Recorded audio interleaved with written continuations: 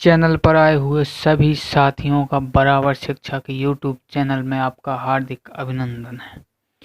इसी के साथ आपको दिया जाता है बायोलॉजी के कुछ क्वेश्चन करने का सुनहरा मौका। तो चलिए आज हम लोग डिस्कस करते हैं क्लास 11th के सेकंड चैप्टर बायोलॉजिकल क्लासिफिकेशन की कुछ क्वेश्चंस के बारे में। देखते हैं प्रश्न नंबर 1 है, द्विनाम पद्धति को किसने प्रतिपादित किया? तो ये रहे जॉनरे, नहीं मेंडल थे आपके फादर ऑफ जेनेटिक्स। कौन थे? Father of genetics. Linnaeus father of binomial nomenclature, मतलब द्विनाम पद्धति के पिता थे लीनियस। बेंथम एंड हुकर ने दी थी नेचुरल सिस्टम ऑफ क्लासिफिकेशन। तो प्रश्न नंबर पहले का कौन सा ऑप्शन सही हुआ? तीसरा। अब चलते हैं प्रश्न नंबर 2 की तरफ। मोनेरा जगत का सदस्य है। तो चलिए जानते हैं मोनेरा के बारे में। मोनेरा प्रोटिस्टा, फंजाई, प्लांटी और उसके बाद एनिमलिया। ये था व्हाइटेकर ने जो 5 किंगडम सिस्टम दिया था। तो मोनेरा में आते थे सभी प्रोकैरियोटिक यूनिसेलुलर, इसमें थे यूकैरियोटिक प्लस यूनिसेलुलर, इसमें थे यूकैरियोटिक प्लस मल्टीसेलुलर, इसमें भी यही थे, इसमें भी यही थे। तो मोनेरा जगत के बारे में पूछ रहा है, तो मोनेरा जगत में आते हैं बैक्टीरिया। अमीबा आता है आपका प्रोटिस्टा के अंतर्गत। हाइड्रा और केंचुआ आते हैं आपके एनिमलिया के अंतर्गत। अब चलते हैं प्रश्न नंबर 3 की तरफ। जीवाणुओं में नहीं होता है। तो जीवाणु कैसे हैं भाई?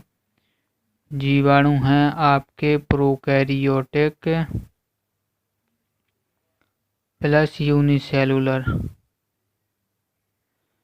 तो इनमें कोशिकांग नहीं पाए जाते हैं। जीवाणुओं में जितने भी प्रोकैरियोटिक होते हैं उनमें कोशिकांग नहीं पाए जाते हैं, मतलब सेल ऑर्गेनल नहीं पाया जाता है। तो माइटोकॉन्ड्रिया इसमें नहीं पाया जाएगा। बाकी कोशिका भित्ति सेल ऑर्गेनल नहीं है। राइबोसोम दोनों में होता है, प्रोकैरियोटिक में भी, यूकैरियोटिक में भी, और जीवद्रव्य भी दोनों में पाया जाता है।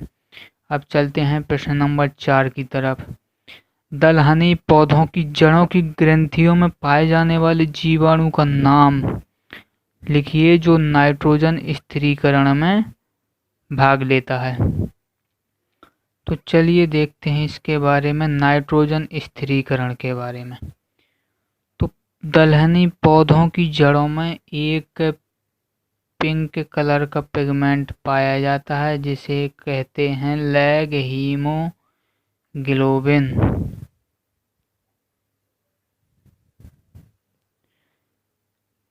इनकी जड़ों में जो जीवाणु होता है उसका नाम होता है राइजोबियम लेग्यूमिनोसेरम।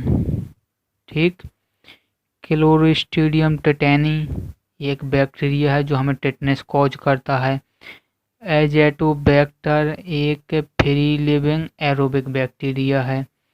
क्लोरोबियम आपका क्लोरोफिल से संबंधित है। तो इसका कौन सा ऑप्शन सही हो जाएगा भाई? Option number 3 rhizobium leguminosarum. चलते हैं प्रश्न नंबर 5 की तरफ। प्रोटिस्टा जगत के प्राणी होते हैं। अभी हमने आपको बताया था मोनेरा प्रोटिस्टा मतलब यूनिसेलुलर यूकैरियोटिक। मोनेरा प्रोटिस्टा कैसे थे?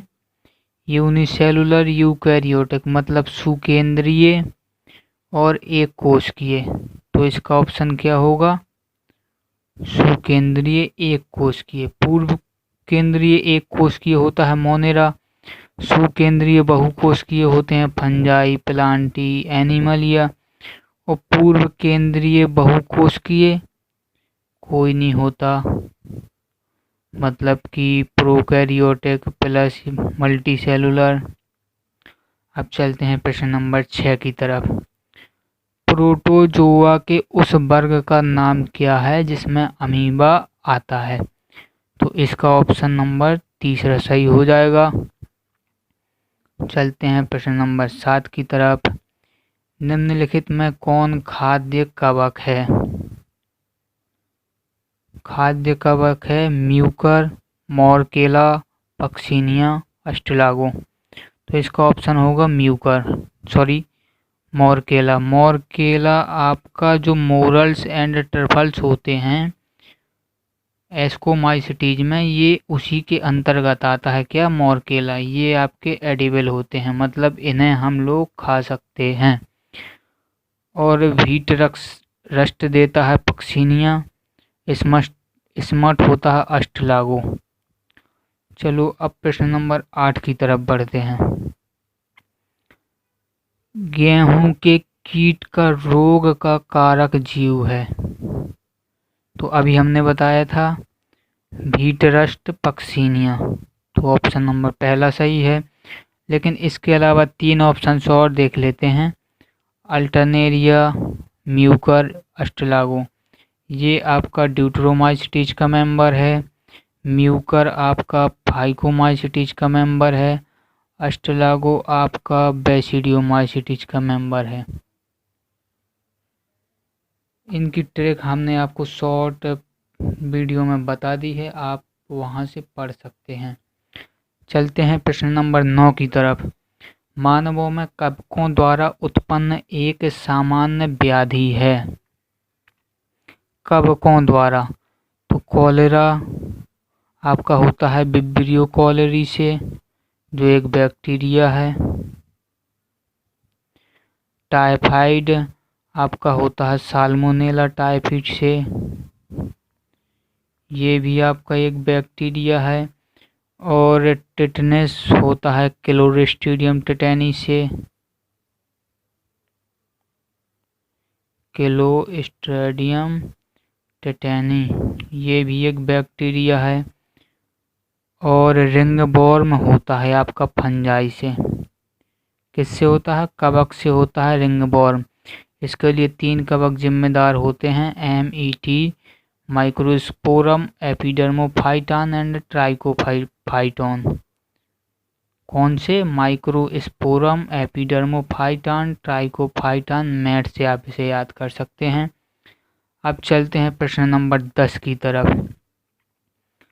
पेनिसिलिन प्राप्त होता है? तो पेनिसिलियम नोटेटम से भी, पेनिसिलियम ट्रायोसोनेजिक से भी। तो इसका ऑप्शन हो जाएगा ऑप्शन नंबर गा। अब चलते हैं प्रश्न नंबर 11 की तरफ। कवक या फंजाई जगत के संदर्भ में निम्नलिखित कथनों पर विचार कीजिए। रोटी व संतरे का सड़ना फंजाई के कारण होता है, बिल्कुल सही। सामान्य छत्रक, मशरूम और कुकुरमुत्ता, टोडस्टूल फंजाई के उदाहरण हैं, ये भी सही है।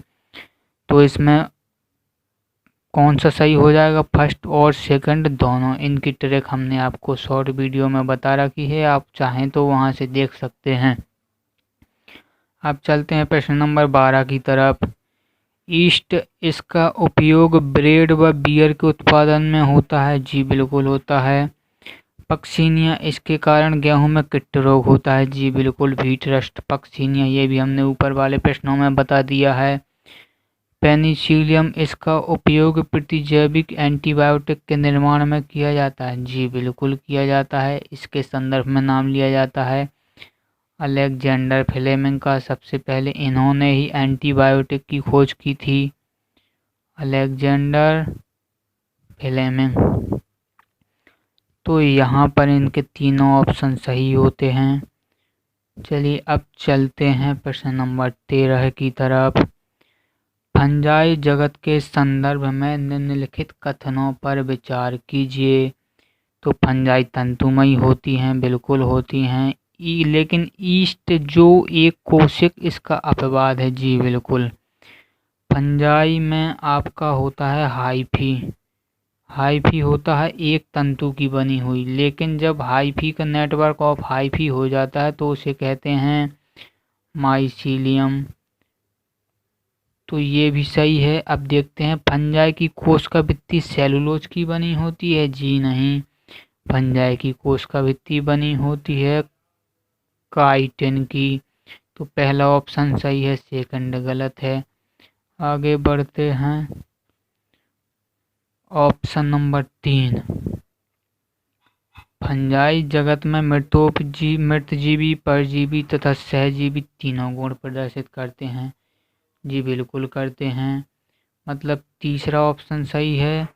इसके साथ साथ पहला ऑप्शन भी सही है और दूसरा ऑप्शन है गलत। तो इसमें हो जाएगा हमारा ऑप्शन नंबर सी। चलिए अब बढ़ते हैं आगे प्रश्न नंबर 14 की तरफ। निम्नलिखित पर विचार कीजिए।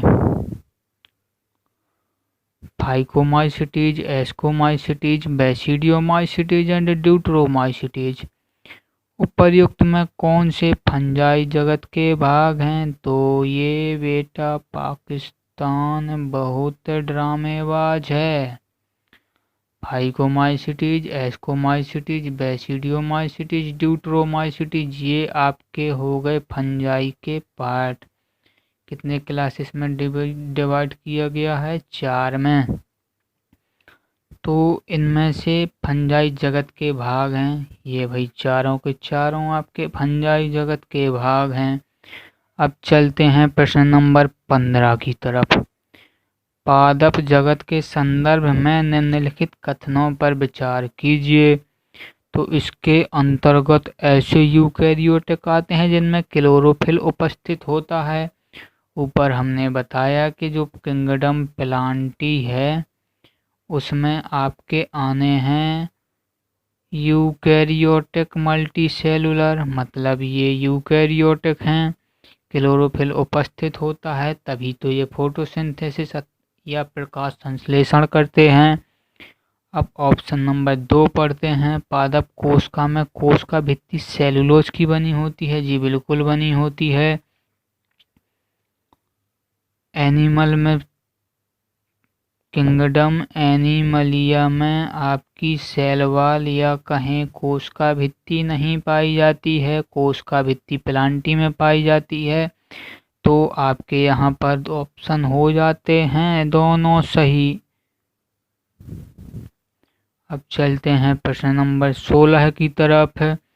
निम्नलिखित पर विचार कीजिए। ब्लैडरवर्ट, वीनस फ्लाईट्रैप, कस्क्यूटा निम्न उपर्युक्त पादपों में कौन सा कीट भक्षी है? ये सब के सब पहली बात तो जान लें कि ये सब प्लांट्स हैं।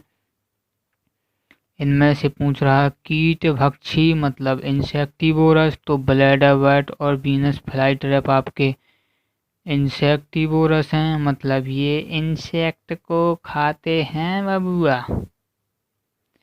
और जो आपका कस्क्यूटा है ये पैरासिटिक है, मतलब ये इंसेक्ट को तो नहीं खाता है लेकिन दूसरे पेड़ पौधों के ऊपर लिपट कर उनके साथ पैरासिटिक कॉम्बिनेशन बनाता है।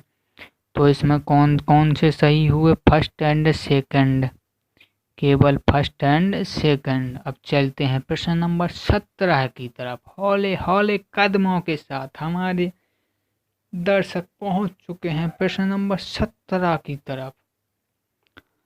ये देखो ओवर 17 की पहली बॉल आपके सामने।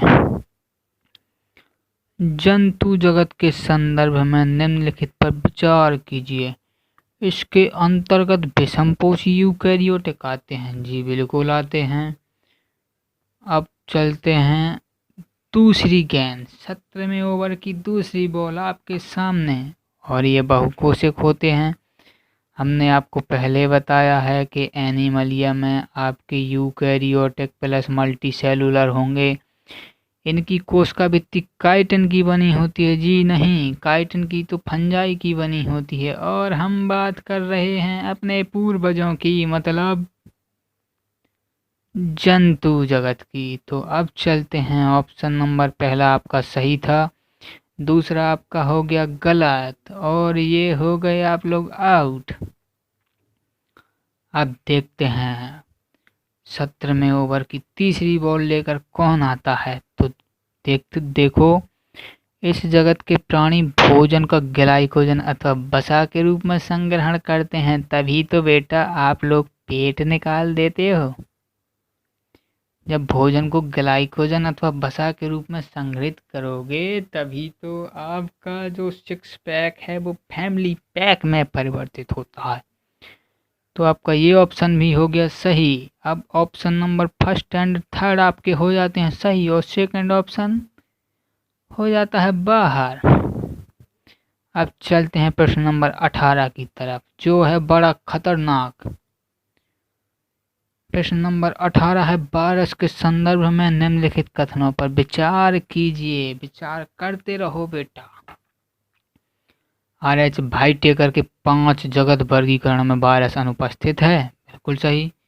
देखो, पहला Monera, protista, fungi, Plantae, Animalia, इसमें कहीं भाई भाइटेकर ने वायरस को स्थान नहीं दिया, तो वायरस हो गया नाराज। यह अकोशिक जीव है, बिल्कुल सही। इनमें सेल नहीं पाई जाती है, ये एक एसेलुलर प्राणी है। ऑप्शन नंबर 3, ये कोशिका को संक्रमित करके उसका उपयोग अपनी प्रतिलिपि बनाने में करता है तथा उस कोशिका को मार देते हैं। ये भी सही है, पहला सही, दूसरा सही, तीसरा सही, चौथा है इनमें आनुवांशिक पदार्थ उपस्थित होता है, ये भी सही। तो वायरस इतना खतरनाक होता है जिसका श्रेय जाता है RH भाइटेकर को, जिन्होंने अपने 5 जगतीय विभाजन में वायरस को स्थान नहीं दिया। अगर वो अपनी 5 व्यक्तियों की टीम में एक वायरस को ले लेता तो शायद ये दुनिया ऐसी नहीं होती। तो ये होता है आपका ऑप्शन नंबर डी सही। चलते हैं अगले ओवर की तरफ। वायरस के संदर्भ में निम्नलिखित कथनों पर विचार कीजिए। ये उनसे भी बड़े वाले महान हैं भाई, ये वायरस से कुछ बड़े होते हैं। नाम ना, ये तो वायरस से छोटे होते हैं। अच्छा, वायरस के विपरीत इनमें प्रोटीन आवरण का अभाव होता है। ये बिल्कुल ऑप्शन है सही। देखो, एक होता है वायरस, एक होता है विरियोइड्स, एक होता है प्रियॉन्स। इसमें DNA या RNA प्लस प्रोटीन पाई जाती है। इसमें प्रोटीन का आवरण नहीं पाया जाता है, इसमें सिर्फ पाया जाता है जेनेटिक मटेरियल, और इसमें जेनेटिक्स मटेरियल नहीं पाया जाता है, इसमें से प्रोटीन का आवरण पाया जाता है। तो चलिए, वायरस के विपरीत में प्रोटीन आवरण का अभाव होता है। जी बिल्कुल सही, ये हुआ सही आपका, और ये आपका है गलत। इनमें RNA उपस्थित होता है, बिल्कुल। इनमें जेनेटिक मटेरियल पाया जाता है, लेकिन प्रोटीन का आवरण नहीं होता है। तो ये होते हैं सही पूछ रहा है, मतलब केवल दूसरा और तीसरा सही है। अब चलते हैं प्रश्न नंबर 20 की तरफ। लाइकेन, शैवाल तथा कवक के सहजीवी सहवास का उदाहरण है। इसके संदर्भ में निम्नलिखित कथनों पर प्रकाश डालिए। कवक शैवाल के लिए भोजन संश्लेषित करता है, ये ऑप्शन हुआ गलत। समझें, जो लाइकेन होता है उसमें मास्टर एंड स्लेव का रिलेशनशिप होता है। मतलब एक होगा मालिक और दूसरा होगा नौकर। तो इसमें मालिक होता है कवक, नौकर होता है शैवाल। शैवाल मालिक के लिए बनाता है भोजन और मालिक शैवाल को रहने की देता है जगह। तो कवक के ऊपर शैवाल पाए जाते हैं। शैवाल भोजन बनाता है कवक के लिए और कवक भोजन बनाने के लिए पानी भर के देता है शैवाल को। तो चलो देखते हैं, कवक शैवाल के लिए भोजन संश्लेषित करता है। ये गलत है भाई, शैवाल कवक के लिए भोजन संश्लेषित करता है, जबकि शैवाल कवक को आश्रय देने और उसके जल का अवशोषण करने का काम करता है। बिल्कुल अपोजिट, जहाँ शैवाल है वहाँ कवक कर दो, जहाँ कवक है वहाँ शैवाल कर दो। चलते हैं ऑप्शन नंबर 2 की तरफ। ये प्रदूषक के अच्छे संकेतक हैं। जी बिल्कुल, जहाँ ये पाए जाते वहाँ प्रदूषण नहीं होता है और जहाँ प्रदूषण होता है वहाँ ये नहीं पाए जाते हैं। तो सही पूछ रहा है, तो यहाँ पर आपका ऑप्शन नंबर 2 सही जाता है। अब चलते हैं प्रश्न नंबर 21 की तरफ। फंजाई जगत के संदर्भ में निम्नलिखित कथनों पर विचार कीजिए। फंजाई तंतुमयी हैं, बिल्कुल सही, लेकिन ईस्ट जो एक कोशिक है इसका अपवाद है। सही है। फंजाई की कोशिका भित्ति सेलुलोज की बनी होती है, गलत है। ये क्वेश्चन हम पहले ही डिस्कस कर चुके हैं, ये भी सही है। मतलब इसमें आपका ऑप्शन जाएगा केवल first and third. Question number 22 की तरफ चलते हैं, ये भी हम लोग डिस्कस कर चुके हैं। ईस्ट का उपयोग ब्रेड तथा बियर में होता है। Puccinia, wheat rust, Penicillium, antibiotic, तीनों ऑप्शन सही हो जाते हैं। 5 जगत के संदर्भ में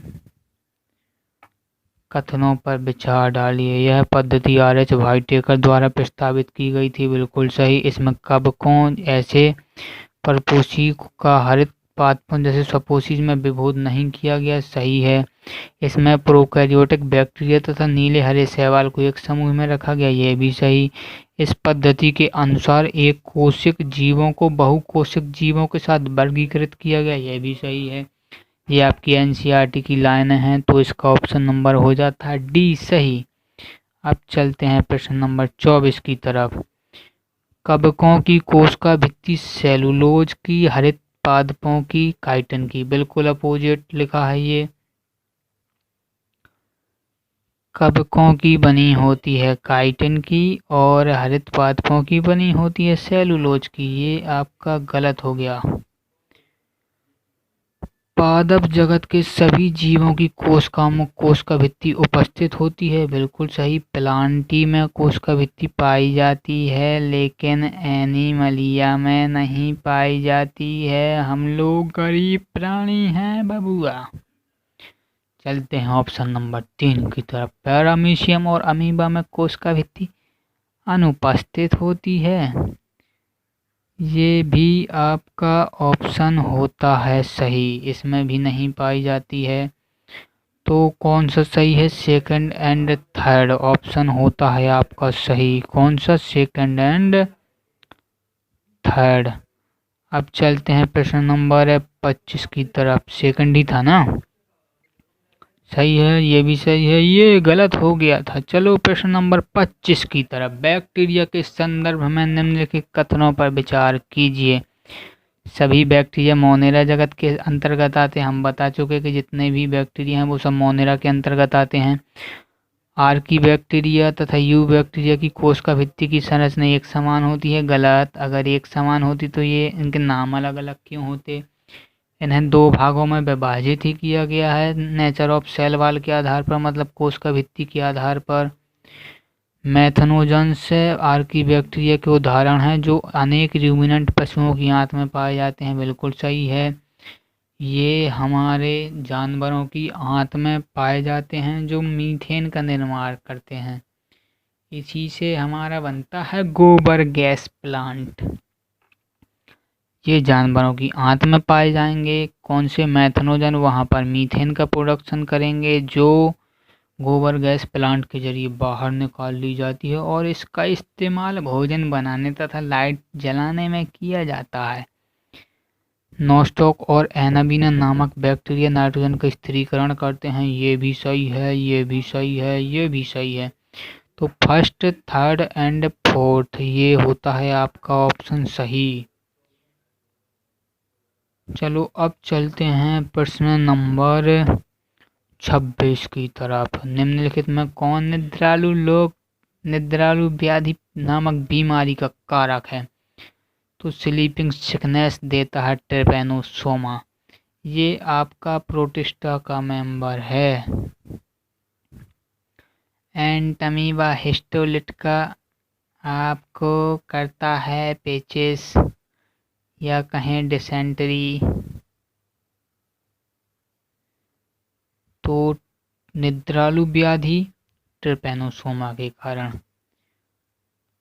अब चलते हैं प्रश्न नंबर 27 की तरफ। निम्नलिखित में से किसको साइनोबैक्टीरिया के नाम से जाना जाता है? तो इसमें आते हैं आपके नीले हरे शैवाल। क्या आते हैं? Blue green algae, blue green algae जिसे कहते हैं नीले हरे शैवाल, ये आते हैं साइनोबैक्टीरिया के अंतर्गत। आर्की बैक्टीरिया नहीं, नाइट्रोजन स्थिरीकारक बैक्टीरिया, परपोषी बैक्टीरिया। तो ऑप्शन हो जाता है आपका पहला सही। इस प्रकार से यहीं पर होती है आज की लीला समाप्त।